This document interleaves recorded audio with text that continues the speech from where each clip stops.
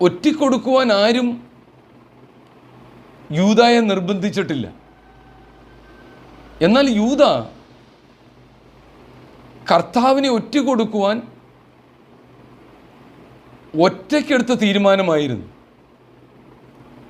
അതായത് യൂദയുടെ വ്യക്തിപരമായ തീരുമാനമായിരുന്നു ക്രിസ്തുവിനെ ഒറ്റിക്കൊടുക്കുവാൻ ആഗ്രഹിച്ചത്.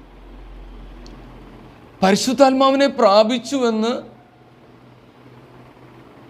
അഭിനയിച്ച് നടക്കുന്നവർക്കും ഇതുതന്നെയാണ് അവസ്ഥയെന്ന് ഞാൻ ഓർമ്മപ്പെടുത്തുകയാണ്.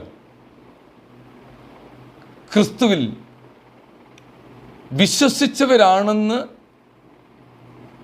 ഭാവിച്ച വിശ്വാസി ദൈവരാജ്യത്തിൽ നിങ്ങൾ പ്രവേശിച്ചിട്ടില്ല. ആ ദൈവരാജ്യത്തിൽ